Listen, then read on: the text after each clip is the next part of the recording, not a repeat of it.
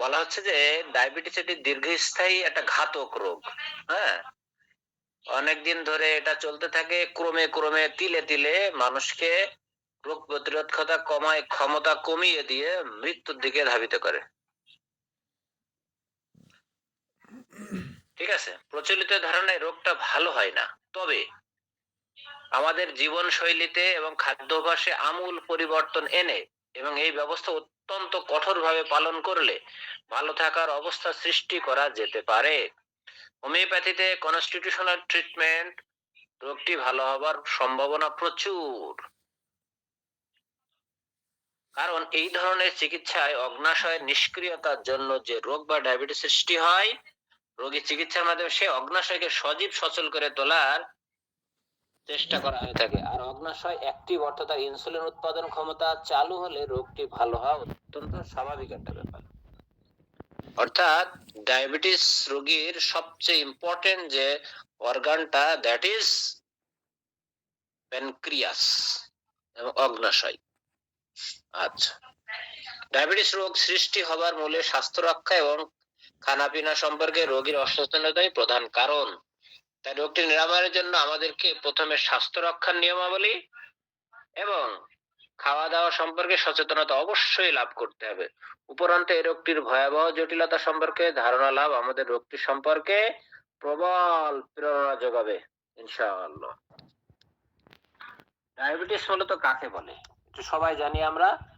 এটা কি রক্তে গ্লুকোজের পরিমাণ বৃদ্ধি পায়, প্রস্রাবে গ্লুকোজের পরিমাণ বৃদ্ধি পায় এবং তখন অতিরিক্ত বাইরে থেকে যে চিনি বা চিনি জাতীয় খাবার তখন করতে পারে না, তখন রক্তে গ্লুকোজের মাত্রা বেড়ে যায় এবং বিভিন্ন প্রকার উপসর্গ দেখা দেয়। ডায়াবেটিস মানুষের শরীরে ইনসুলিন হরমোনের ত্রুটিযুক্ত একটা অবস্থা বা রোগ। ইনসুলিনের অভাব, স্বল্পতা কিংবা অকার্যকারিতা, যার কারণে দেহে গ্লুকোজ বার্নিং সুষ্ঠুভাবে হয় না এবং রক্তে গ্লুকোজের স্তর বেড়ে যায়। ডায়াবেটিস রোগ কেন হয়? ডায়াবেটিস মূলত কার্বোহাইড্রেট বা শ্বেতসার জাতীয় খাদ্য আমাদের দেহের শতকরা 60 থেকে 70% শক্তি যোগান দেয়। আর আমরা জানি যে আমাদের কোষের সবচেয়ে ইম্পর্টেন্ট একটা অর্গান হচ্ছে মাইটোকন্ড্রিয়া। আচ্ছা, ওটা পরে আসতেছে। এই খাদ্যগুলো খাওয়ার পর আমাদের দেহ যে স্টোমাক, পাকস্থলী, স্মল ইন্টেস্টাইন অর্থাৎ ক্ষুদ্রান্ত, আমরা যে খাবার খাই সে হজম হয়, হজম শেষে গ্লুকোজে রূপান্তরিত হয়ে রক্তের সাথে মিশে যায়। এজন্য খাদ্য খাওয়ার আধা ঘন্টা পর পর দেহে রক্ত গ্লুকোজের অংশ বৃদ্ধি পায় এবং 2 ঘন্টার মধ্যে রক্তে গ্লুকোজের স্তর সর্বোচ্চ পর্যায়ে পৌঁছায়। ডায়াবেটিস রোগ প্রধানত আমাদের প্যানক্রিয়াস থেকে স্রাবিত ইনসুলিনের অভাবের জন্য হয়। তাহলে ডায়াবেটিস কোথা থেকে আমাদের যে হরমোনটা ইনসুলিন কোথা থেকে নির্গত হয়? প্যানক্রিয়াস। আরো ব্যাপার আছে, আরো বলবো ইনশাআল্লাহ।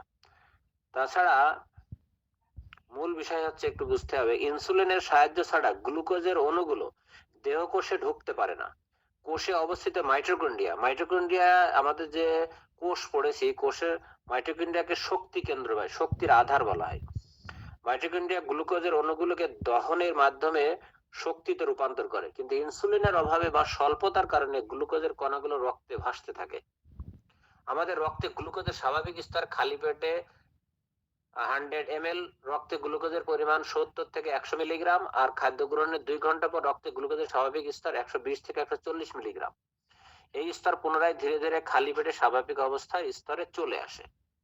তাহলে এই জায়গাটাই পেট খালি থাকাটা ইম্পর্টেন্ট ম্যাটার, কিন্তু খুবই ইম্পর্টেন্ট ম্যাটার। আচ্ছা, কোন মানুষের দেহ রক্তে গ্লুকোজের প্রত্যাশিত বা স্বাভাবিক স্তর থেকে বেশি পরিমাণ শর্করা অনেকদিন যাবত চলতে থাকলে তখন তাকে ডায়াবেটিস পেশেন্ট হিসেবে চিহ্নিত করা হয়। বেপরোয়া অনাচারী ব্যক্তির বেলায় রক্তে গ্লুকোজের স্তর 500 মিলিগ্রাম পর্যন্ত উঠতে পারে। এবার যে প্যানক্রিয়াস নিয়ে আমরা কথা বলতেছি, সেই প্যানক্রিয়াসটা আমাদের একটু দেখা দরকার। আজকে তো মানে শেষ হবে না আলোচনাটা। আচ্ছা দেখি, আমার এই স্ক্রিনটা দেখতে পাচ্ছেন? জি স্যার, দেখা যাচ্ছে।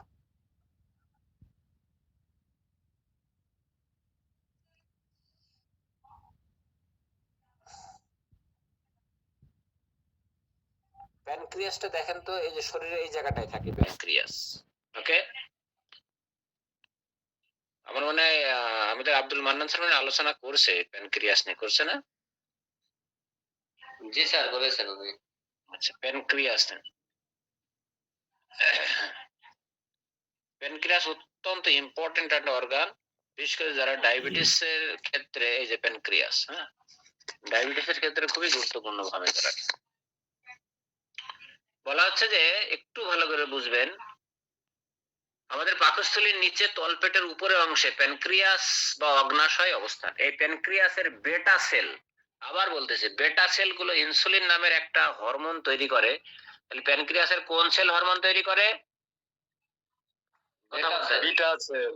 বেটা সেল, বিটা সেল বা বেটা সেল, বেটা মানুষ, বেটা, জি, তৈরি করে, যা আমাদের দেহ রক্তের শর্করাকে দেহকোষে প্রবেশ করিয়ে কোষস্থিত মাইটোকন্ড্রিয়া দ্বারা দহনের মাধ্যমে শক্তি উৎপাদনে সাহায্য করে। তাহলে আমাদের কোষের শক্তি উৎপাদন করে কে? মাইটোকন্ড্রিয়া ছবি আর দিচ্ছে না, ওটা ছোটবেলার জিনিস। বেটা সেল গুলো অগ্নাশয়ের মধ্যকার, এই জন্যই ওই যে আমাদের আব্দুল হান্নান স্যার যখন উদ্ভিদ বিজ্ঞান প্রাণী বিজ্ঞান পড়াচ্ছিল, এগুলো একটু দেখা দরকার। বেটা সেল গুলো অগ্নাশয়ের মধ্যকার এন্ডোক্রাইন গ্রন্থির একটি। বেটা সেল কিসের? অগ্নাশয়ের মধ্যকার এন্ডোক্রাইন নামে এক প্রকার গ্রন্থি আছে, এটা পড়িয়েছে কিন্তু আমাদের আব্দুল মান্নান স্যার, ঠিক আছে, সেই তার একটি। আর এছাড়া আরো সেল আছে যেগুলো alpha cell, delta cell, PP cells and DIT cells. Alpha cell, delta cell, PP cell and DIT cell, এই কোষগুলো দেহের জন্য প্রয়োজনীয় বিভিন্ন হরমোন উৎপাদন করে। জার্মান বিজ্ঞানী পল ল্যাঙ্গারহ্যান্স 1869 সালে এই কোষগুলো আবিষ্কার করেন এবং তার নাম অনুসারে এদের নাম দেওয়া হয়েছে islets of Langerhans. Islets of Langerhans. তারপরে বলা হচ্ছে ইনসুলিন উৎপাদনে বেটা সেলগুলোর অপারগতা বা অক্ষমতা ডায়াবেটিস রোগের প্রধানতম কারণ। মনে রাখতে হবে, রক্তে গ্লুকোজের স্বাভাবিক স্তর হচ্ছে উপবাস 10 থেকে 12 ঘন্টা উপবাসের পর অবস্থায় 100 মিলি রক্তে, এটা আগে বলা হয়েছে। সুগার থাকবে 70 থেকে 100, আর খাবার 2 ঘন্টা পরে থেকে 100 থেকে 140 মিলিগ্রাম। কিন্তু যখন রক্তে সুগারের স্তর 180 মিলিগ্রামের বেশি থাকে, তখন কিডনি এই বাড়তি সুগারকে প্রস্রাবের সাথে বের করে দেয় এবং প্রস্রাবের স্বাদ মিষ্টি হয়ে থাকে। দীর্ঘকাল এই ধরনের অবস্থা চলতে থাকলে ডায়াবেটিসের কারণে শরীরের বিভিন্ন গুরুত্বপূর্ণ অঙ্গ প্রত্যঙ্গ নষ্ট হয়ে যাওয়ার সম্ভাবনা প্রায় নিশ্চিত হয়ে পড়ে। এটা হচ্ছে অগ্নাশয়ের সাথে ডায়াবেটিসের যে সম্পর্কটা, এবং এর সাথে কিডনি ব্যাপকভাবে জড়িত, যেহেতু ব্লাডের ব্যাপার আছে। ডায়াবেটিস রোগের মূলত কারণগুলো কি? ফার্স্ট কারণ, প্রথম কারণ কি? ল্যাক অফ ইনসুলিন, তাই তো, ইনসুলিনের অভাব। প্যানক্রিয়াস বা অগ্নাশয়ের বেটা সেলগুলোর ইনসুলিন উৎপাদনে অক্ষমতা বা অপারগতা ডায়াবেটিস রোগের প্রধান কারণ। তারপরে অত্যল্প ক্ষমতা সম্পন্ন অথবা অকর্মণ্য ইনসুলিন, অর্থাৎ ইনসুলিন উৎপন্ন হলো কিন্তু ইনসুলিনের ক্ষমতা কম, ঠিক আছে। তারপরে ইনসুলিন যদি উৎপন্ন না হয়, ঠিক আছে, ইনসুলিন উৎপাদন না হওয়া শিশুদের ডায়াবেটিস রোগ হওয়ার প্রধান কারণ। কোনো কারণে শিশুর অগ্নাশয় ক্ষতিগ্রস্ত হলে অথবা অনেক সময় শিশুর অগ্নাশয় সম্পূর্ণভাবে গঠিত না হলে ডায়াবেটিস রোগ দেখা দেয়। এই ধরনের ডায়াবেটিস রোগকে, স্ক্রিন শেয়ারটা বন্ধ করে দেই, স্ক্রিন, আচ্ছা, কোনো কারণে শিশুর অগ্নাশয় ক্ষতিগ্রস্ত হলে অথবা অনেক সময় শিশুর অগ্নাশয় সম্পূর্ণভাবে গঠিত না হলে ডায়াবেটিস রোগ দেখা দেয়। এই ধরনের ডায়াবেটিস রোগকে আইডিডিএম বা ইনসুলিনের উপর নির্ভরশীল ডায়াবেটিস রোগ বলে। তারপরে কি? জিন বা বংশগত কারণে, জিন বা বংশগত কারণে 4 থেকে 5% রোগী ডায়াবেটিস হয়। Mental stress, very much important at present 2025 এ। মানসিক চাপ, বলা হচ্ছে এই ধরনের মানসিক টেনশনের কারণে অ্যাড্রিনালিন এবং কর্টিসল হরমোন বেশি ক্ষতিগ্রস্ত হয়ে রক্তে গ্লুকোজের স্তর বেড়ে গিয়ে ডায়াবেটিস রোগের সূচনা করে এবং এটাকে মানসিক চাপজনিত ডায়াবেটিস রোগ বলে। এবার আসছে জীবনযাপন প্রণালী। যারা লিভিং স্ট্যান্ডার্ড হাই, উচ্চ ক্যালোরিযুক্ত খাদ্য গ্রহণ করে, ফাস্ট ফুড বেশি খায়, অলস জীবন যাপন করে, তাদের জন্য ডায়াবেটিসের সম্ভাবনা খুবই বেশি। সম্পদের প্রাচুর্য, যাদের আর্থিক অবস্থা ভালো, ঠিক আছে, আয় রোজগার ভালো, যাদের জীবনযাত্রা আয়েসি অর্থাৎ আয়েস করে জীবন যাপন করে, ঠিক আছে, হাঁটা চলা কম করে, মুভমেন্ট কম করে, ঘর বাড়ির ভিতরে এসির ভিতরে বসবাস করে, এই ধরনের লোকদের ডায়াবেটিসের সম্ভাবনা বেশি। দৈহিক স্থূলতা বা মোটা ভাব, যদি দৈহিক ভাবে স্থূল হয়ে যায়, মোটা হয়, এতে উচ্চ রক্তচাপ বাড়বে, হার্টের রোগ বাড়বে এবং ডায়াবেটিসের সম্ভাবনা প্রবল হবে। আরো অন্যান্য কারণ আছে, যেমন পরিবেশ দূষণ, বিভিন্ন ভাইরাসের আক্রমণ হতে পারে, শরীরে ক্ষতিকারী অ্যান্টিবায়োটিক বা অন্য কোনো ব্যক্তি থেকে প্যানক্রিয়াসের কোষগুলো ধ্বংসপ্রাপ্তির কারণেও ডায়াবেটিস রোগ আক্রমণ হতে পারে। এইসব বিভিন্ন কারণে ডায়াবেটিস হতে পারে। ডায়াবেটিসের কি কি জটিলতা দেখা যায়? ডায়াবেটিস আক্রান্ত ব্যক্তির কিছু কিছু জটিলতা, যেমন তার হার্ট ডিজিজ দেখা দেবে। অনিয়ন্ত্রিত অবস্থায় দীর্ঘদিন ডায়াবেটিস রোগ চলতে থাকলে সুনিশ্চিতভাবে রোগটি যে মারাত্মক সমস্যা করতে পারে তা হচ্ছে হৃদধমনী সংক্রান্ত রোগ, সিএইচডি অর্থাৎ করোনারি হার্ট ডিজিজ। রক্তে অতিরিক্ত শর্করার কারণে হৃদধমনী গুলোর অভ্যন্তরে ক্ষত সৃষ্টি হয়ে অবরোধ বা ব্লকেজ খুব তাড়াতাড়ি সৃষ্টি হতে পারে। ডায়াবেটিস রোগীর একসাথে অনেক ব্লকেজ সৃষ্টি হয়। স্নায়বিক রোগ, নার্ভাস ডিজিজ, দীর্ঘদিন যাবৎ ডায়াবেটিস রোগে শর্করার আধিক্যে রোগীর স্নায়বিক বিকার দেখা দিতে পারে। এই সমস্যাটাকে বলে নিউরোপ্যাথি। এতে রোগীর অনুভূতির অভাব ঘটে, প্রতিক্রিয়া হয় দীর্ঘ সময় পরে, সকালে জড়তা অনুভব করে, প্রতিক্রিয়া হয় দীর্ঘ সময় পরে, অনুভূতির অভাব ঘটে, মাথা ঘোরে, হঠাৎ রক্তচাপ বেড়ে যাওয়া ইত্যাদি। রোগী রাত্রে ততটা সুস্থতা বোধ করেন না, প্রায় তখন পায়ে ব্যথা বা জ্বালার অভিযোগ করেন। প্রায় কিন্তু এরকম রোগী পাবেন, পায়ে ব্যথা বা জ্বালার। কিডনির ক্ষতি, ডায়াবেটিস রোগীর কিডনির ক্ষতিজনিত সমস্যাকে সাধারণত নেফ্রোপ্যাথি বলা হয়। প্রস্রাবের সাথে শর্করা এবং অ্যালবুমিন বের হওয়ায় রক্তে ইউরিয়া এবং ক্রিয়েটিনাইন, যা রক্ত ও পেশিতে থাকে গঠনমূলক কাজের জন্য, এর স্তর বেড়ে যাওয়া এবং শেষের দিকে কিডনি ফেইলিউর ইত্যাদি জটিলতায় ডায়াবেটিস রোগী আক্রান্ত হতে পারেন। ডায়াবেটিস রোগীর চোখের জটিলতা, আই কমপ্লিকেশন, এ পর্যায়ে ডায়াবেটিস রোগী রেটিনোপ্যাথি সমস্যায় ভুগতে পারেন। দৃষ্টিশক্তি কমে যাওয়া, রেটিনায় জল জমা এবং অনেক সময় রেটিনা থেকে রক্তপাত হতে পারে, যাকে বলে মাইক্রো এনজিওপ্যাথি বা চোখের ক্ষুদ্র রক্তনালীর রোগ। ক্ষেত্র বিশেষে ডায়াবেটিস রোগী অন্ধ হয়ে যেতে পারে। তবে দীর্ঘদিনের অবহেলিত বা শর্করা অনিয়ন্ত্রিত ডায়াবেটিস রোগী ইম্পোটেন্সি বা পুরুষত্বহীনতায় ভুগতে পারেন। এটা খুবই কমন একটা ব্যাপার, পুরুষত্বহীনতায় ভোগে। পরিপাক ক্রিয়ার জটিলতা, গ্যাস্ট্রোইন্টেস্টাইনাল কমপ্লিকেশন, অনিয়ন্ত্রিত ডায়াবেটিস রোগী খাদ্য পরিপাক বা হজম ক্রিয়ার জটিলতায় ভুগতে পারেন। এই অবস্থায় রোগীর গৃহীত খাদ্য সঠিকভাবে হজম না হয়। এগুলো কেন বলা হচ্ছে? এগুলো কিন্তু আপনার কাছে ডায়াবেটিস রোগী আসলে তার লক্ষণগুলোর ভিতরে আপনি এগুলো, দিস ইজ অল আর লক্ষণ, কিন্তু অল আর লক্ষণ, সিমটম। পাতলা পায়খানা, কোষ্ঠকাঠিন্য, গ্যাসের সমস্যা, বমি বমি ভাব, বমি ইত্যাদি ধরনের বিভিন্ন পেটের পীড়া শিকার হয়। শেষে আইবিএস রোগ দেখা দিতে পারে। আইবিএস কিন্তু ডায়াবেটিসের একটা ফল বলা হচ্ছে এখানে। পায়ের রোগ খুবই ডেঞ্জারাস ডায়াবেটিস রোগের জন্য।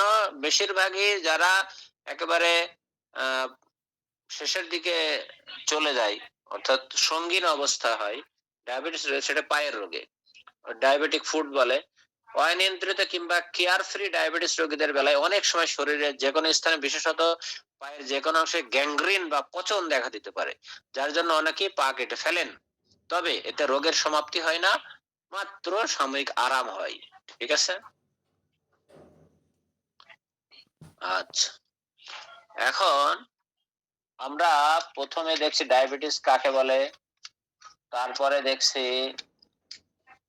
ডায়াবেটিস রোগ কাকে বলে, তারপরে দেখলাম ডায়াবেটিস রোগ কেন হয়, ডায়াবেটিস এর সাথে সবচেয়ে বড় যে অঙ্গটার মানে যোগাযোগ, সেটা প্যানক্রিয়াস। প্যানক্রিয়াস থেকে দেখছি আমরা এখানে আলফা বেল, বিটা, গামা, ডেল্টা সেল গুলো যে আছে সেগুলো দেখছি। তারপরে হচ্ছে আমরা দেখলাম ডায়াবেটিস কেন হয়, ইনসুলিনের অভাবে হয়, ইনসুলিন উৎপাদন না হওয়া, ইনসুলিন গুলো যদি যেটা উৎপন্ন হয় সেটা যদি কর্মক্ষম না হয়, ক্ষমতা সম্পন্ন না হয়, বংশগত কারণ হয়, মানসিক চাপে হয়, জীবনযাত্রা প্রণালী যদি বিশৃঙ্খলা থাকে, সম্পদ যদি সম্পদশালী মানুষদের ক্ষেত্রে এগুলো লক্ষ্য করা যায়, যারা স্থূল ফাস্ট ফুড জাতীয় খাবার খায়, পরিবেশ দূষণ, বিভিন্ন কারণে ডায়াবেটিস হতে পারে। আর ডায়াবেটিস হলে পরে কি কি জটিলতা দেখা যায় সেগুলো আমরা বললাম। হার্টের প্রবলেম হতে পারে, স্নায়বিক প্রবলেম হতে পারে, অর্থাৎ নার্ভাস সিস্টেমের ডিজিজ হতে পারে, কিডনির ক্ষতি হতে পারে, চোখের জটিলতা হতে পারে, অন্ধ হয়ে যেতে পারে রোগী এমনকি।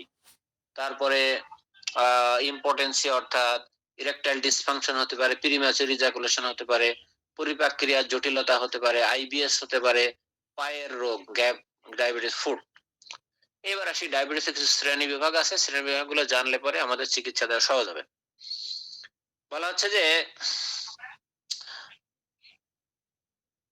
ডায়াবেটিস মিলিটাস রোগের শ্রেণী বিভাগ। ইনসুলিন নির্ভরশীল diabetes, insulin dependent diabetes mellitus IDDM type 1। এই শ্রেণীর ডায়াবেটিস রোগ অগ্নাশয়ের ইনসুলিন উৎপাদনে অক্ষমতা থেকে হয়। রোগীর রক্তে গ্লুকোজের পরিমাণ ঠিক রাখার জন্য ইনসুলিন নিতে হয়। অনেক সময় যুবকদের মধ্যে সংক্রামক জীবাণু আক্রমণের কারণে হঠাৎ করে এই ধরনের ডায়াবেটিস দেখা দিতে পারে। ইনসুলিনের উপর নির্ভরশীল নয় এমন diabetes non insulin dependent diabetes mellitus NIDDM type 2 diabetes রোগীদের বেশি সংখ্যক এই শ্রেণীভুক্ত। প্যানক্রিয়াসের ইনসুলিন উৎপাদনে আংশিক সমস্যাই এর প্রধান কারণ। এই রোগীরা শারীরিক ব্যায়াম এবং খাদ্য ও পথ্য নিয়ন্ত্রণ করে জীবনযাপন করেন। টাইপ 2 আমাদের সবচেয়ে বেশি পাই আমরা। গর্ভকালীন ডায়াবেটিস বলা হচ্ছে যে এই মহিলাদের গর্ভকালীন একটা জটিলতা, 2 থেকে 3% মহিলাদের গর্ভাবস্থায় ডায়াবেটিস রোগ দেখা দিতে পারে। এতে গর্ভে উত্তর সময়ে ডায়াবেটিস ভালো হয়ে যায়, তবে অদূর ভবিষ্যতে সন্তান ও মায়ের ডায়াবেটিস রোগ দেখা দেওয়ার সম্ভাবনা থাকে। অপুষ্টি সংক্রান্ত diabetes, malnutrition related diabetes MRT, ছোটবেলা থেকে বিভিন্ন রোগের শিকার এবং পুষ্টিকর খাদ্যের অভাবজনিত কারণে 15 থেকে 30 বছরের লোকদের এই ধরনের ডায়াবেটিস রোগ দেখা দিতে পারে। তাদের অগ্নাশয়ে পর্যাপ্ত পরিমাণ ইনসুলিন উৎপাদন করে না, বিধায় তাদের ইনসুলিন নেওয়ার প্রয়োজন হয়। গ্লুকোজ গ্রহণের ক্ষমতা দুর্বল জনিত সৃষ্ট ডায়াবেটিস, এটা বলছে ইম্পেয়ার্ড গ্লুকোজ টলারেন্স ডায়াবেটিস আইজিটিডি। 75 গ্রাম গ্লুকোজের শরবত খাওয়ার পর যদি সুগারের লেভেল স্বাভাবিক কিংবা ডায়াবেটিস রোগ দেখা দেওয়ার অবস্থা, এই দুই অবস্থার মধ্যে থাকে, তখন তাকে আইজিটিডি বলে। পরে কোনো এক সময় এই লোকদের ডায়াবেটিস রোগ দেখা দিতে পারে। এবার আসছি পরোক্ষ ডায়াবেটিস, সেকেন্ডারি ডায়াবেটিস। ভিন্ন কোনো রোগে ভোগার সময় যখন রোগীর হঠাৎ ডায়াবেটিস রোগ দেখা দেয় এবং প্যানক্রিয়াস বিকৃতিপ্রাপ্ত হয়ে অস্বাভাবিক পদ্ধতির ইনসুলিন তৈরি করে, তখন তাকে পরোক্ষ ডায়াবেটিস বলে, রোগ বলে। বলা হচ্ছে যে ডায়াবেটিস ইনসিপিডাস, মূত্রকারকতা বিরোধী হরমোনের অভাবে গৃহীত খাদ্যগুলির সমীকরণ ক্রিয়া বিকৃতির জন্য কিডনির নলাকার অবস্থা ঘটে, ফলে জলের শোষণ ক্রিয়ার ব্যাঘাত ঘটে, যার কারণে অধিক মাত্রায় প্রস্রাব নিঃসরিত, প্রস্রাবে সুগার থাকে না হয়ে রোগীর অধিক পিপাসা সৃষ্টি। এই অসুখটিকে হালকা বা লঘু প্রকৃতির ডায়াবেটিস বলে। ইনসুলিন এবার আমরা দেখি ডায়াবেটিসের জন্য সবচেয়ে যে দায়ী যেটা হরমোনটা ইনসুলিন, এই হরমোনটা সম্পর্কে একটু ধারণা নেই। বলা হচ্ছে ইনসুলিন এক ধরনের হরমোন যা রক্তে শর্করা বা গ্লুকোজকে শক্তিতে রূপান্তরিত করতে সাহায্য করে। আমাদের তলপেটে অবস্থিত অগ্নাশয়ের মধ্যে বিটা সেল ইনসুলিন তৈরি করে। তাহলে কোন সেল ইনসুলিন তৈরি করে আমাদের অগ্নাশয়ের?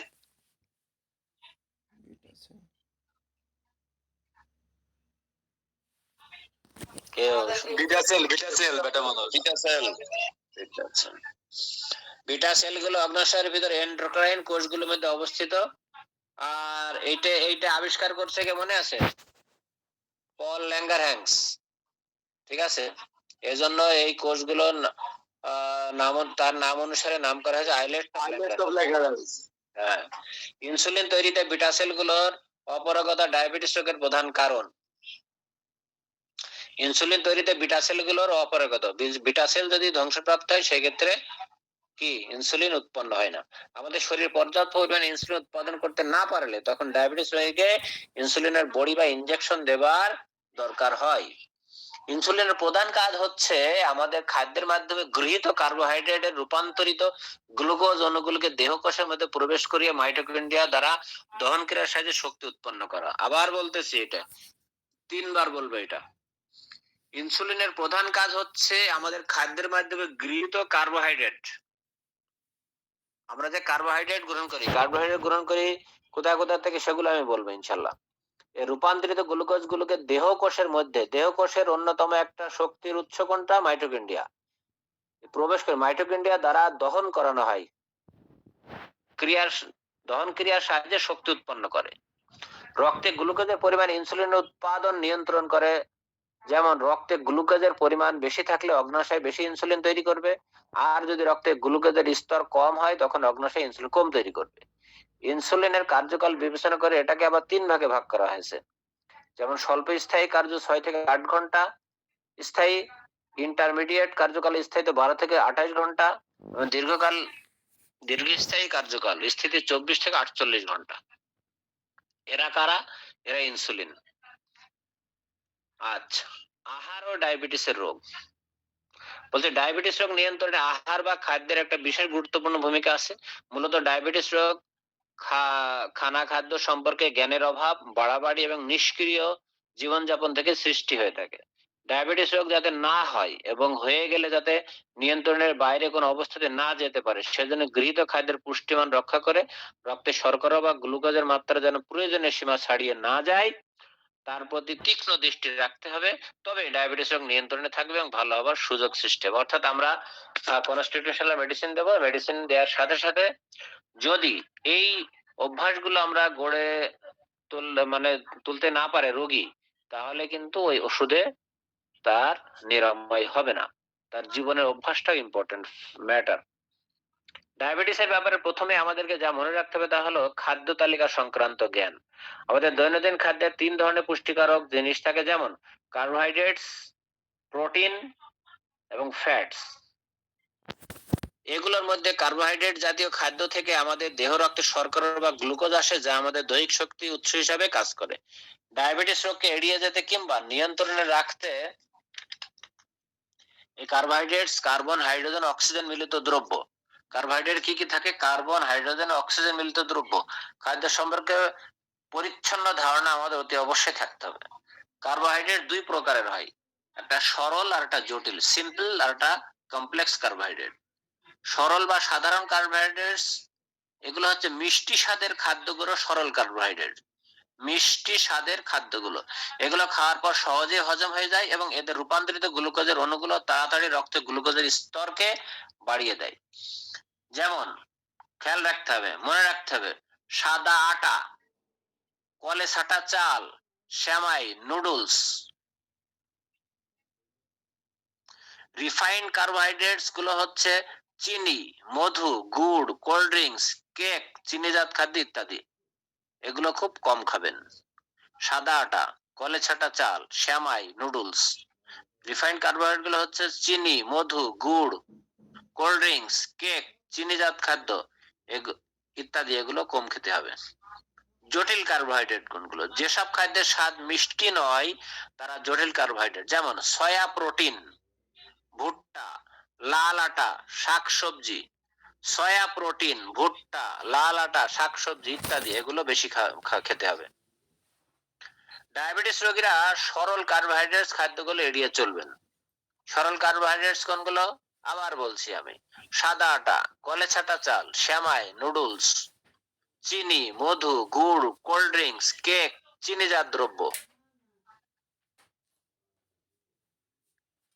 ডায়াবেটিস রোগীরা রিফাইন্ড কার্বোহাইড্রেট বাদ দিয়ে তন্তু সমৃদ্ধ অর্থাৎ আঁশযুক্ত খাবার বেশি মনোযোগ দিবেন। দেহের প্রয়োজনে পুষ্টি মেটানোর জন্য ডায়াবেটিস রোগীরা সুষম খাদ্যের প্রতি, যে খাদ্যে কার্বোহাইড্রেট, প্রোটিন, ভিটামিন, খনিজ পদার্থ, তন্তু, জল ইত্যাদি আদর্শ পরিমাণে থাকে, এদিকে সজাগ দৃষ্টি রাখতে হবে।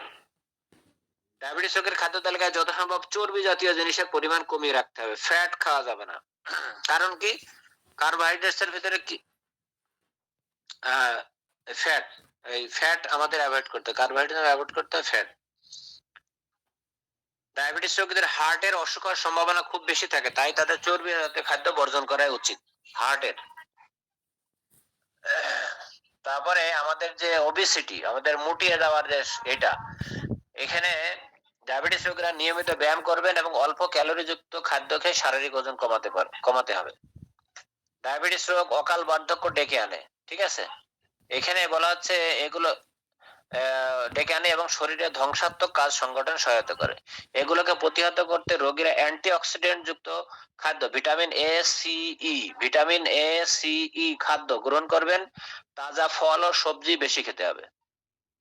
সব সময় নির্দিষ্ট সময়ে খাবার খেতে হবে। খাওয়ার রুটিন মেনটেন করে খেতে হবে, নির্দিষ্ট সময়ে খেতে হবে। একবারে বেশি পরিমাণ খাদ্য না খেয়ে অল্প পরিমাণ সারাদিনে মোট 6-7 বারে খেতে হবে। রোগী দীর্ঘ সময় যাবৎ খাবার না খেলে কিংবা উপবাস করলে হাইপোগ্লাইসেমিয়া, দুর্বলতা বোধ, মাথা ঘোরানো, শরীর ঘামানো, অজ্ঞানে পড়া ইত্যাদি লক্ষণ দেখা দিতে পারে।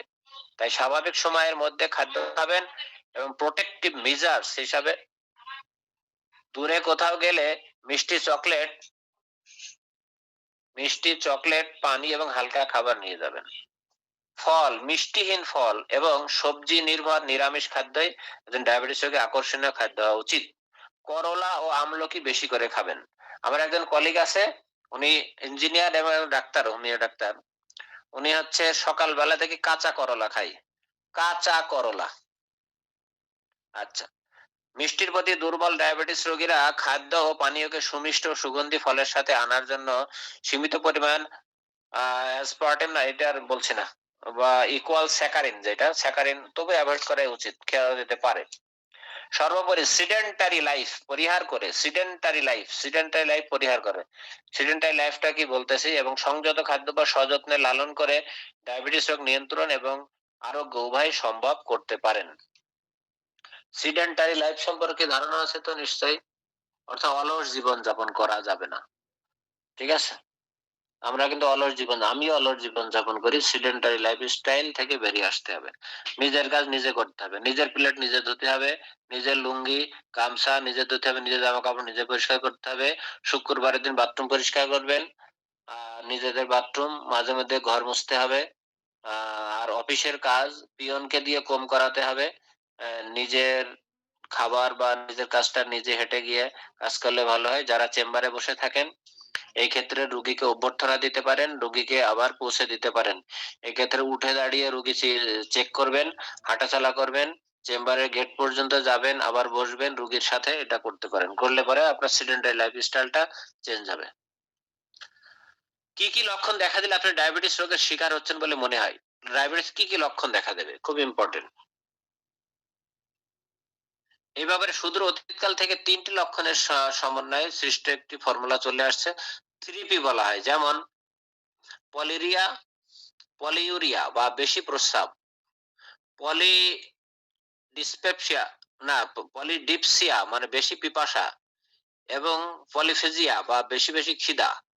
এগুলোর সাথে আরো যোগ করা যায় শারীরিক ওজন কমে যাওয়া, শরীরে বিশেষত যে কোনো ক্ষত শুকাতে বিলম্ব হওয়া, যে কোনো সংক্রামক রোগে ভোগা, দুর্বলতা বোধ, চেতনা শক্তি হ্রাস পাওয়া, চোখের দৃষ্টিশক্তি কমে যাওয়া ইত্যাদি লক্ষণ দেখা দিলে আপনি ডায়াবেটিস রোগের শিকার হচ্ছেন বলে সন্দেহ করতে পারেন। তখন দেরি না করে blood sugar, fasting and after food পরীক্ষা করে নিতে হবে অবশ্যই রোগী। আর ডায়াবেটিস রোগী আসলে অবশ্যই আপনি পরীক্ষা করবেন ইনস্ট্যান্ট, আর মানে র্যান্ডম ব্লাড সুগার যেটা সেবে নেবেন। এইবার আমাদের হোমিওপ্যাথি ট্রিটমেন্টে ডায়াবেটিসে কিভাবে যাব, এটা তো মূল বিষয় নাকি? জি স্যার, আছে মূল আলোচনা তো সেটা। এই যে দেখছেন মূল আলোচনা সেটা, মানে এই রোগে এই ওষুধ, এই রোগে এই ওষুধ। না স্যার, আমরা হোমিওপ্যাথি ডাক্তাররা কিভাবে ম্যানেজমেন্ট করবো তাই। হুম, এই রোগে এই ওষুধ, এই রোগে এই ওষুধ। আমাদের এখানে আজকে জাকির ভাই জয়েন করছে। Zakir sir, sir soya protein কি? সয়া প্রোটিনটা খুব একটা বুঝতে পারেনি। সয়া প্রোটিন দেখবেন আমাদের হিন্দু ধর্মাবলম্বী যারা ওই সয়াবিন থেকে গোল গোল করে একটা ইয়ে তৈরি করে, ওটা গোশতের পরিবর্তে তারা রান্না করে খায়। জি স্যার, দেখেছি, খেয়েছি। এবার খুব ব্রেস্ট করেছেন, ভালো করেছেন। জি স্যার। এবার আসেন, আমরা আসি জেনারেল ডায়াবেটিস।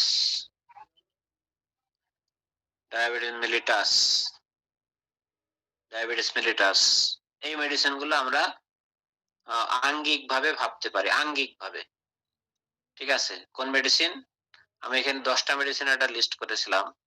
এখানে আপনি কোটেলাস হরিদাস দেখা যাচ্ছে, ইগনেশিয়া দেখা যাচ্ছে, কি ব্যাপার, ইগনেশিয়া, নেট্রামসাল ফার্স্ট গ্রেডের মেডিসিন, এখানে নেট্রামসাল ফার্স্ট গ্রেডের মেডিসিন, ওপিয়াম, রাস অ্যারোমা, এই ওষুধটা আমি ব্যবহার করি। সিকেলিকর আছে, স্কুইলা মেডিসিনটা ব্যবহার করি। সিজিজিয়াম সবচেয়ে বিখ্যাত মেডিসিন, সিজিজিয়াম। তারপরে হচ্ছে টেরিবেনথিয়ান, ইউরিয়া।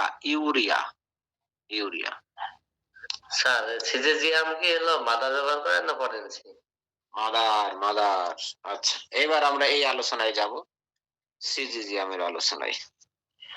এখানে আমার একটু সময় দেবেন, আমি বের করে করে তারপরে বলবো। হ্যাঁ, আমি যেটা রেডি করছিলাম সেটা খুঁজে পাচ্ছি না এখন। SYZYC GIUM Syzygium.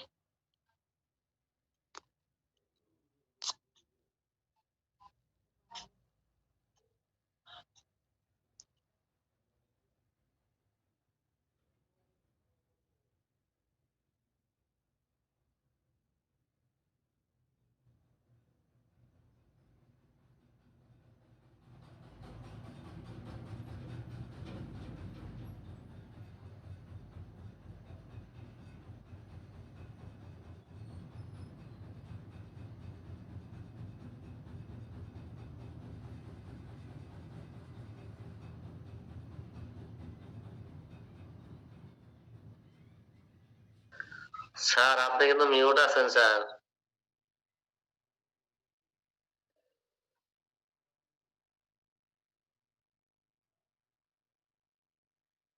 স্যার ইচ্ছাকৃত ভাবে মানে মিউটে আসছেন, মিউট হয়ে গেছে আমি।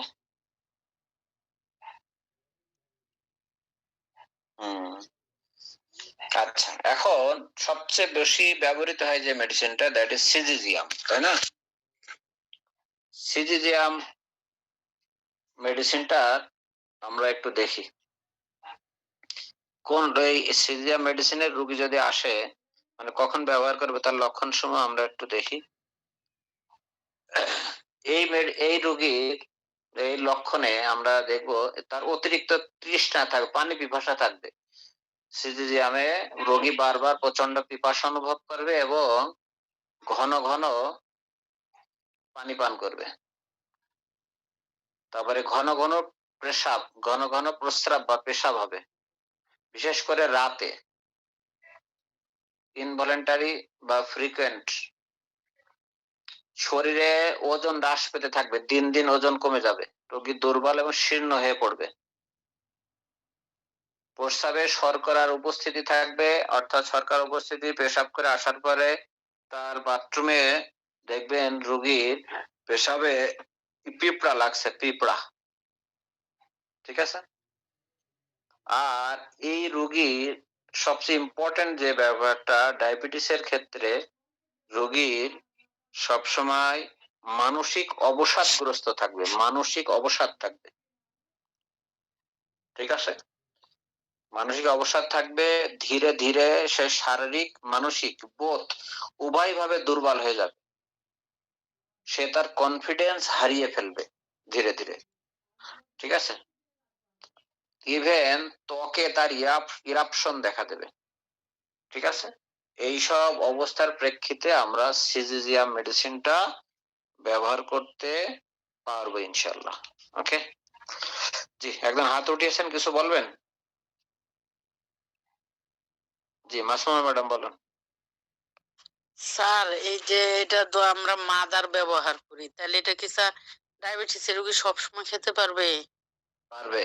এর ব্যবহারের ক্ষেত্রে মাদার 3x, তারপরে 6x, হ্যাঁ 30, 200 আস্তে আস্তে আগাতে থাকবেন।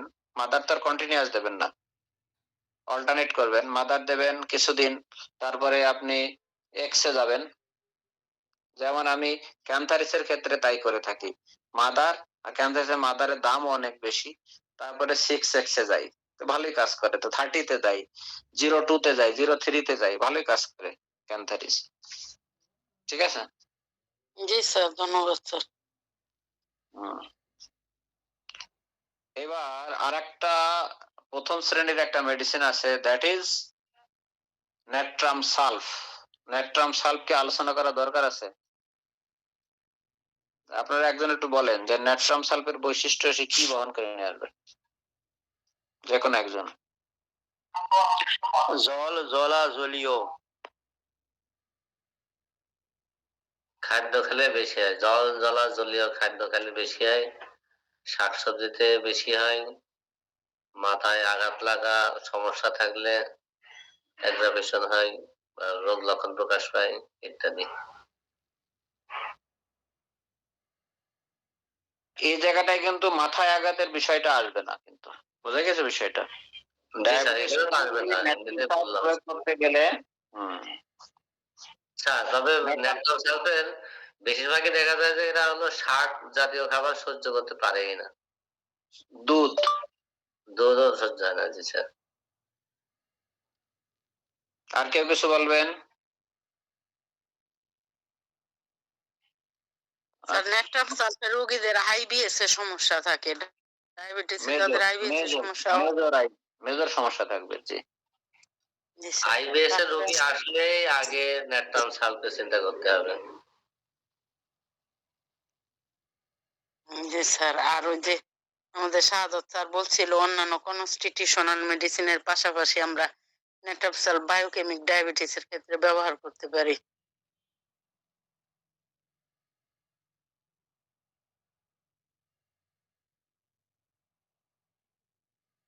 ডায়াবেটিস রোগীর ক্ষেত্রে নেট্রাম সালফ কেমন হবে সেটা বলি, ঠিক আছে? জি স্যার, বলুন স্যার। যকৃৎ বড় হয়ে যাবে এবং যকৃতে ব্যথা থাকতে পারে, লিভারে, হ্যাঁ, অর্থাৎ ফ্যাটি লিভারের সাথে একটা, এটা বিষয়টা মাথায় রাখবেন।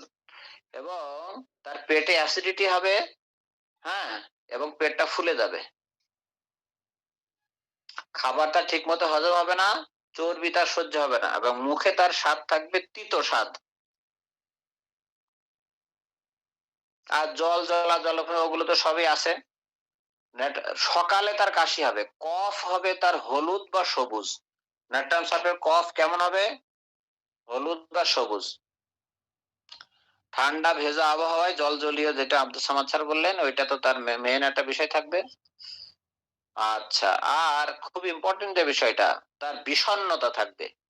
বিষণ্ণতা, আমি বলছি ডায়াবেটিসের রোগীর মানসিক প্রধানতম বৈশিষ্ট্য বিষণ্ণতা, ঠিক আছে? আচ্ছা, বিষণ্ণতা যে আসে, এটা উৎপন্ন হয় কোন অর্গানের রোগ থেকে, এটা কি জানা আছে কারো? জানা তো অবশ্যই আছে, বলবেন কেউ? বলেছি কিন্তু এর আগে অনেকবার, মনে নেই? লিভারে problem, those who have been suffering from liver disease, তাদের বিষণ্ণতা থাকবে। বিষণ্ণ তার রোগী আসলে, যদি আসে তাহলে ধরে নেবেন যে তার কি আছে, লিভারে সমস্যা আছে। ক্লিয়ার? জি স্যার। ওকে। আচ্ছা, আর অতীতের দুঃখজনক ঘটনা সে ভুলতে পারে না, কে? Natrum sulph. নেট্রাম সালফে বিশেষ করে সকালে ঘুম থেকে ওঠার পর পরেই তার ডায়রিয়ার একটা প্রবণতা থাকবে। এটার অন্যতম মেডিসিন, আর একটা মেডিসিন আছে, কি medicine? Sulphur. Sulphur, thank you. তার পাতলা পায়খানা সবুজ রঙের হতে পারে, হ্যাঁ, ঠান্ডা ভেজা পরিবেশে তার পেটের সমস্যা বাড়বে। আবার শরীরে যাদের ইডিমা বা পানি জমার প্রবণতা আছে, এটা নেট্রাম সালফের অন্যতম বৈশিষ্ট্য। আর শরীরে ইডিমার সবচেয়ে বড় মেডিসিন কি আমরা চিন্তা করি? Apis. Apis, thank you sir. আচ্ছা, নেট্রাম সালফ আমরা, সাইলেশিয়ারও ভালো দখল আছে স্যার, ইডিমাতে সাইলেশিয়া ভালো কাজ করে। জি জি জি, তবে প্রথমে ভাববো এপিস। 6x, 12x, 30, 200 ইত্যাদি আমরা নেট্রাম সালফ ব্যবহার করতে পারি। তাহলে আমরা প্রথমে আলোচনা করলাম কোন মেডিসিনটা, সিজিজিয়াম। তারপরে আসলাম নেট্রাম সালফ। আর একটা আছে, আমরা দেখি আলোচনা করতে পারি কিনা।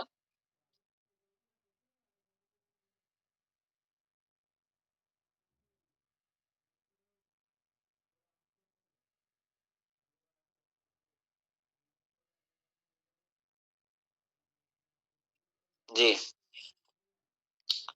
শোনা যাচ্ছে আমার কথা? একজন হাত তুলে রাখছেন, কিছু বলবেন আপনি?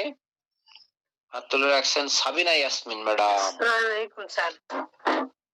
স্যার এক নজরে যদি সিজিজিএম মাথার খায় কয়েক বছর, তাহলে এটা কি ক্ষতি অবশ্যই ক্ষতি, কিনা স্যার? অবশ্যই ক্ষতি। মাদার কন্টিনিউয়াস খেলে তার ভিতরে প্রুভিং সিম্পটম দেখা দেবে। বুঝে গেল? জি স্যার। প্রুভিং সিম্পটম কি মনে আছে তো আবার ম্যাডাম?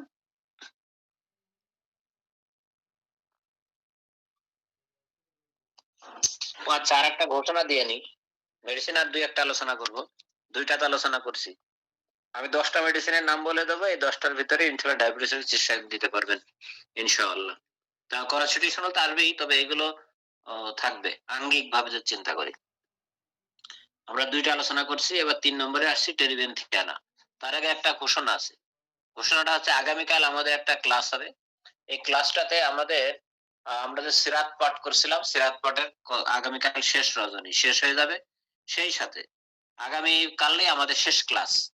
আর ক্লাস হবে না ঈদের আগে। রমজানের ভিতরে আমাদের ক্লাস থাকবে আমাদের সিরাত পাঠ। সিরাত পাঠ বলছি, কোরআনের অনুবাদ। তারাবি নামাজের পর টাইমটা আমরা জানিয়ে দেবো, হয়তো 9:30 পৌনে 10টা বা 10টার সময় যেখানে শুরু হবে 1 ঘন্টা চলবে। আচ্ছা, এর সাথে আর একটা বিষয়, আগামীকাল যে ক্লাসটা হবে সেই ক্লাসটা হবে রমজান প্ল্যানিং, রমাদান প্ল্যানিং। হ্যাঁ, রমাদান প্ল্যানিং কাদের জন্য? অ্যাজ এ মুসলিম আপনার জন্য, আর একজন হোমিওপ্যাথের জন্য। বোথ, দুইটাই থাকবে। একজন হোমিওপ্যাথের আপনার যে মেডিসিন দিয়েছি 18টা, এই 18টা মেডিসিন বা আরো দুই একটা কম বেশি করে পড়া, এটা কিভাবে কি করা যায় আপনার প্ল্যানিং গুলো যে যার মতো একটা মানে মনে মনে ইয়ে করে নিয়ে আসবেন। আর আরেকটা প্ল্যানিং হচ্ছে রমজানটা কিভাবে আমরা ফ্রুটফুল ভাবে সুন্দরভাবে অতিবাহিত করতে পারি। কারণ ধ্বংস তার জন্য যে রমজান পাওয়া সত্ত্বেও তার গুনাহ মাফ করাতে পারলো না। ঠিক আছে? তো সুতরাং এই বিষয়টা আমরা তৎপর হবো। আগামীকাল আমাদের প্ল্যানিং হবে, অর্থাৎ আগামীকাল 9:30টায় যে ক্লাসটা হবে, ক্লাসটা খুবই গুরুত্বপূর্ণ। ক্লাসটার বিষয় হচ্ছে সিরাত পাঠ ও রমজান প্ল্যানিং। আপনারা যারা ইচ্ছুক তারা থাকবেন, আর ইচ্ছুক না মানে আমি মনে করি থাকা উচিত সবারই। জি, তাহলে আজকে দুটা মেডিসিন আমরা আলোচনা করছি, একটা সিজিজিয়াম আর একটা ল্যাকটাম সালফ। এবার এবার আসি আমরা টেরিবেনথিয়ানা। হ্যাঁ, টেরিবেনথিয়ানাও কিন্তু রোগটা মূলত কিডনি, মূত্রনালী, গ্যাস্ট্রিক ইত্যাদি কাজে ব্যবহার করা হয়ে থাকে, মানে ব্যবহৃত হয়ে থাকে ইত্যাদি রোগে।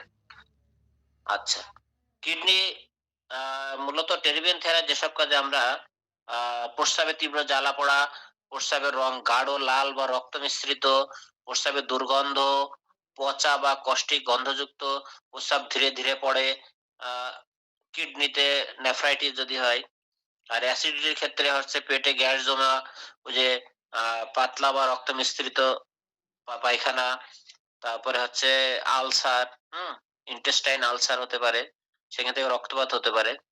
ঠিক আছে? তারপরে হচ্ছে এই রোগীর বিশেষ করে টেরিবেনথিয়ানা প্রস্রাবে গন্ধ থাকতে পারে, পেটে ব্যথা থাকতে পারে, এবং শরীর তার খুব দুর্বল থাকবে। শরীর তার খুব দুর্বল থাকবে। আর ইয়ের ক্ষেত্রে আমরা যে যা দেখলাম যে মানসিকভাবে সে অবসাদগ্রস্ত থাকবে, মানসিক শক্তি তার কম থাকবে। ঠিক আছে? কখনো কখনো এই রোগীর কিন্তু আবার শরীর ফুলেও যেতে পারে।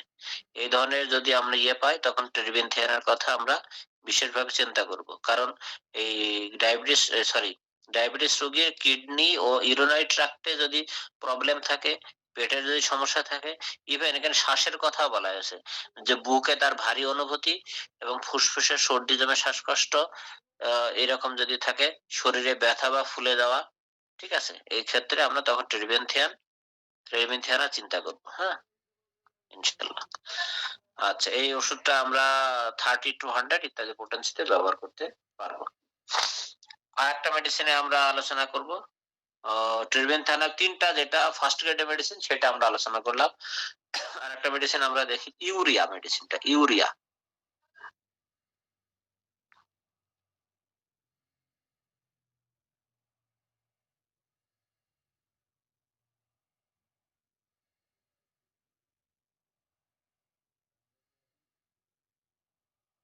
আচ্ছা, ইউরিয়া, ইউরিয়া মেডিসিনটা আমরা সেকেন্ড গ্রেডে আছে দেখছি। এটা আমরা যদি কিডনি ফেইলিউরের ক্ষেত্রে হয়, প্রস্রাব কমে যাওয়া সেই ক্ষেত্রে হয়, প্রস্রাব যদি বেড়েও যায় বারবার, রক্তে ইউরিয়া বা ক্রিয়েটিনাইন যদি বেড়ে যায়, রক্তে ইউরিয়া বা ক্রিয়েটিনাইন যদি বেড়ে যায়, মুখ বা শরীরে যদি পানি জমে ফুলে যায়, ইডিমা হয়, প্রস্রাব ঘন ঘন দৈর্ঘ্য, তাহলে ইউরিয়াতে আমরা দেখলাম প্রস্রাব ঘন ঘন হতে পারে, আবার কি হতে পারে, কমও হতে পারে। আচ্ছা, ঘন ঘন পেশাবের চাপ অর্থাৎ রাতে, যে ডায়াবেটিসের অন্যতম লক্ষণ। তারপরে হচ্ছে আহ ডায়াবেটিস জনিত কারণে যদি কারো কিডনি সমস্যা হয়, সেই ক্ষেত্রে আমরা ইউরিয়া মেডিসিনটা চিন্তা করতে পারি। আর আমরা দেখেছি যে ডায়াবেটিস রোগীদের বেশিরভাগ ক্ষেত্রে তার গ্যাস্ট্রিক বা হজম জনিত ব্যাপক সমস্যা থাকবে, হ্যাঁ, তার খাওয়ার পরে পেট ভারী থাকবে। আচ্ছা, ন্যাট্রাম সালফেট খাওয়ার পরে তার পেট, মানে পেটে ভালো লাগবে না খারাপ লাগবে? খুব ইম্পর্টেন্ট বৈশিষ্ট্য ন্যাট্রাম সালফেট। খারাপ লাগবে এবং পেট ফোলা ফোলা ভাব লাগবে। Good, very good. আর তার আর কখন তার আরাম লাগবে? ন্যাট্রাম সালফেট রোগী সবচেয়ে আরাম বোধ করবে কখন? পায়খানা করার পরে সে আরাম বোধ করেছে। জি, জি, জি। টয়লেট করার পরে ন্যাট্রাম সালফ, এই ২টা সিম্পটম পেলেই আপনি ন্যাট্রাম সালফ দিতে পারবেন কখনো, কখনো। আচ্ছা, আমরা এখন পড়ছি ইউরিয়া। ইউরিয়া হচ্ছে খাওয়ার পরে পেট তার বদ হজম হবে এবং পেট ভারী থাকবে এবং খাবারে অনীহা, ক্ষুধামন্দা। ক্ষুধামন্দা আমরা জানি এর অন্যতম একটা বৈশিষ্ট্য ডায়াবেটিসের, হ্যাঁ? ডায়াবেটিসের রোগীর ত্বকে কিন্তু সমস্যা হতে পারে। শুষ্ক হতে পারে, ফাটতে পারে, চুলকানি হতে পারে, হ্যাঁ? শরীরে অ্যালার্জি বা ফুসকুড়ি হতে পারে। আর মানসিক লক্ষণ, এই যে কমন কমন মানসিক লক্ষণ, অতিরিক্ত দুর্বলতা, অবসন্নতা। অর্থাৎ আমরা দেখছি ডায়াবেটিস রোগীদের অবসন্নতা তাদের অন্যতম একটা প্রধান বৈশিষ্ট্য। কোনো পরিশ্রম মনোযোগ দিতে পারবে না। তারপরে মস্তিষ্কে ঝাপসা ভাব বা কুয়াশাচ্ছন্ন অনুভূতি, ইভেন চোখেও ঝাপসা ভাব, কুয়াশাচ্ছন্ন অনুভূতি হতে পারে, হ্যাঁ? তো এই ক্ষেত্রে আমরা 3S 6X 30 এই মাত্রায় ইউরিয়া মেডিসিনটা ব্যবহার করতে পারি। ঠিক আছে? আচ্ছা, 4টা মেডিসিন আলোচনা করলাম। ইগনেশিয়া আছে, ইগনেশিয়া। আমরা জানি ইগনেশিয়ার অন্যতম বৈশিষ্ট্য, ইগনেশিয়া মেডিসিনটা সিলেকশন করতে হলে প্রথমে তার কিন্তু হিস্ট্রি জানতে হবে, খুব ভালো করে হিস্ট্রি জানতে হবে। পাস্ট এবং বর্তমান, মানে অতি সন্নিকটে যেটা ঘটে গেছে সেটা। এই হিস্ট্রির উপরে ডিপেন্ড করে ইগনেশিয়া মেডিসিনটাকে সিলেকশন করা যায়, হ্যাঁ? আমরা জানি ইগনেশিয়া রোগীর তার হচ্ছে দুঃখ কষ্ট, হ্যাঁ, অনেক সময় দেখা যাচ্ছে সেক্সুয়াল অ্যাবিউজ থাকতে পারে, তারপরে হলো ভালোবাসা বা লাভজনিত সমস্যা হতে পারে, লাভ ডিসঅ্যাপয়েন্টেড হতে পারে, পারিবারিক ভাবে সে দুঃখ কষ্ট, ও নিকট আত্মীয় কেউ মারা গিয়েছে, নিকট আত্মীয় মারা গেছে সেই শোক সে ভুলতে পারে না, বাপ মা মারা গিয়েছে, স্বামী মারা গিয়েছে, সন্তান মারা গিয়েছে বা ইত্যাদি। এইসব ক্ষেত্রে যদি তার মানসিক ভাবে অবসাদগ্রস্ত হয়ে পড়ে, মানসিক ভাবে যদি সে খুবই দুর্বল হয়ে পড়ে, সে যদি চিন্তা শক্তি হারিয়ে ফেলে বা কনফিডেন্স হারিয়ে ফেলে, তখন আমরা ইগনেশিয়া কথাটা চিন্তা করতে পারি। ইগনেশিয়া কোন রোগে ব্যবহার করতে সেটা আমাদের বিষয় না, রোগের হিস্ট্রিটা এরকম পেলে তখন আমরা ইগনেশিয়া চিন্তা করব। ঠিক আছে? আর যদি লাভ ডিসঅ্যাপয়েন্টেড একেবারে প্রমিনেন্ট হয়, তখন ন্যাট্রাম মিউরের কথা চিন্তা করব। এই আর কি। যাই হোক, তাহলে ইগনেশিয়াও আছে, কিন্তু ইগনেশিয়া সেকেন্ড গ্রেডের মেডিসিন ডায়াবেটিস মেলিটাসের ক্ষেত্রে। যদি কার হতাশা, অবসন্নতা, বিষণ্ণতা থেকে, হতাশা থেকে যদি তার ডায়াবেটিসের সূত্রপাত হয়, যেমন সে একটা চাকরি মনে করেন যে ছিল, কিন্তু চাকরিটা তার চলে গেছে, এর থেকে যদি হতাশাগ্রস্ত হয় এরকম হতে পারে। কেউ কেউ আবার দেখা যাচ্ছে যে তার জমি জাতি ছিল, সেখান থেকে তার যেগুলো এগুলো হারিয়ে যাওয়ার ফলে বা এগুলো আহ কেস কাট্টা বা ইত্যাদি এসব করার পরে যদি সেখান থেকে হতাশা তৈরি হয়, তখন আমরা এটা ভাবতে পারি। আর্থিকভাবে ক্ষতিগ্রস্ত হলে যদি হতাশাগ্রস্ত হয়, সেক্ষেত্রে আমরা ভাবতে পারি। পারিবারিক ভাবে নিগৃহীত হয়ে বা বিভিন্ন হতাশাগ্রস্ত হয়ে পড়ে, তখন আমরা এগুলো ভাবতে পারি। ইত্যাদি। ইভেন অধিক অত্যাচারের ফলে যদি কোনো বাচ্চা বয়স থেকে এরকম হয়ে থাকে এবং তার পরবর্তীতে যদি হতাশা আসে, তখন আমরা কিসের কথা ভাববো? কার্সিনোসিনের কথা ভাববো। অর্থাৎ সিমটমটাই এখানে মেইন ফ্যাক্টর, মেইন ফ্যাক্ট, যে কারণে তার এটা হবে। আর ওপিয়াম আছে, যেমন ওপিয়ামও ঠিক এরকম, যে ওপিয়াম খুবই দুর্বল প্রকৃতির হয়ে পড়বে, তার ঘুম হবে না ঠিক মতো, তারপরে তার হচ্ছে মানে খুব স্লাইট স্লিপ হবে।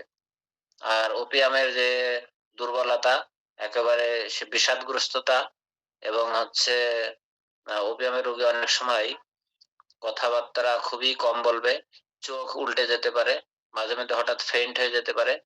এই ধরনের ওপিয়াম আরো অনেক বৈশিষ্ট্য আছে। এইসব অবস্থার প্রেক্ষিতেও আমরা ওপিয়াম চিন্তা করতে পারি অবস্থার প্রেক্ষিতে।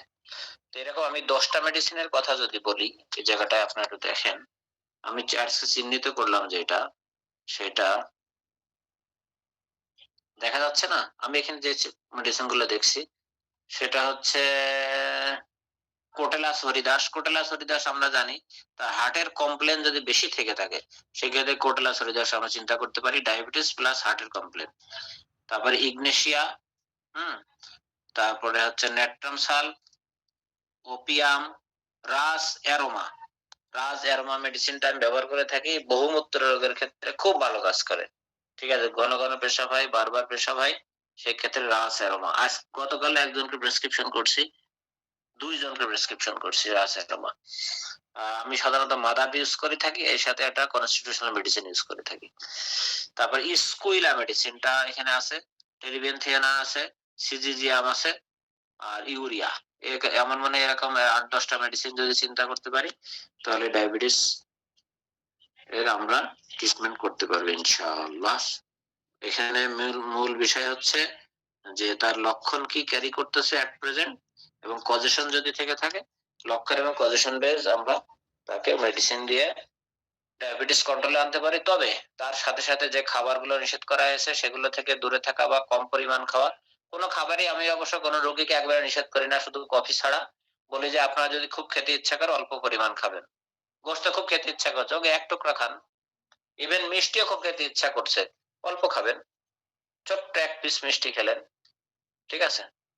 তাহলে আরো বরং এই জায়গাটায় কন্ট্রোল করে ভালো থাকা যায় একেবারে না খাওয়ার থেকে। আরেকটা ব্যাপার সবচেয়ে বড় যেটা, যদি কেউ আমি আমার ক্ষেত্রে পুরাটা মেনে দেখিনি, তবে অল্প বিস্তার মেনে দেখেছি। যদি কেউ 14 ডেজের, আপনি একটা প্ল্যানিং নেবেন, 14 ডেজ, 14 দিনের অথবা 15 দিনের। সেটা হচ্ছে আপনি 14 দিন 15 দিন একেবারে সুগার টাচ করবেন না, একেবারে 14 দিন থেকে 15 দিন সুগার জাতীয়, ইভেন আপনি বেদেনার রসও খাবেন না। বেদেনার রসে সুগার আছে বেশি, খাবেন না। তরমুজ সুগার আছে, খাবেন না।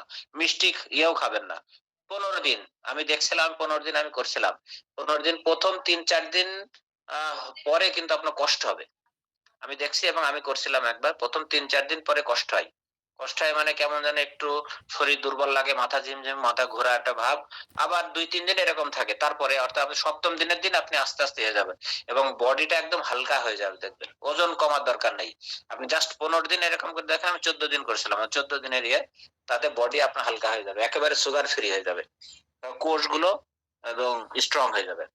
এর সাথে আরেকটা বিষয় কি, যদি আমরা সোম এবং বৃহস্পতি রোজা রাখতে পারি, তবে রোজা ভেঙে আপনি ফাস্ট ফুড খাবেন না, ঠিক আছে? এটা খাবেন না। আর যদি যদি রোজা হয়, তাহলে মাসে 8 দিন রোজা রাখাই। আপনি মাসে 8 দিন যদি ঠিক মতো ফাস্টিং করতে পারেন, আলহামদুলিল্লাহ খুবই ভালো একটা ফল পাওয়া যাবে ইনশাআল্লাহ। ডায়াবেটিস রোগীদের সবচেয়ে বড় মেডিসিন এইটা। আর এছাড়া বীজের রোজা আছে আপনার 13, 14, 15, 3 দিন যদি রোজা রাখা যায়, আপনি এতেই আপনার 50% এর উপরে কন্ট্রোলিং এ চলে আসবে ইনশাআল্লাহ। মহান আল্লাহ তাআলা আমাদেরকে তার জীবন অভিধান মেনে চলার তৌফিক দান করুন, এবং ডায়াবেটিস রোগী যারা আছে, মহান আল্লাহ তাআলা সবাইকে সুস্থ করে দিন, নিয়ন্ত্রিত জীবন যাপন করার তৌফিক দান করুন। আমাদের এখানে যারা যুক্ত হয়েছেন, সবার যার যার জরুরত আছে, মহান আল্লাহ তাআলা সেগুলো পূরণ করে দিন। আব্দুল হান্নান স্যার, জি স্যার, আব্দুল সামাদ স্যারের জরুরত পূরণ করে দিন। তারপরে আব্দুল হান্নান স্যার সৌদি আরবে আছে, স্যারকে সুস্থভাবে উমরা করে দেশে ফেরার তৌফিক দান করুন। আমাদের আব্দুল আমিন। মান্নান স্যার সুস্থতা দান করুন। আমরা এখানে যারা আছি যার যার জরুরত আল্লাহ পূরণ করুন এবং মাহে রমজান সামনে, এই রমজানের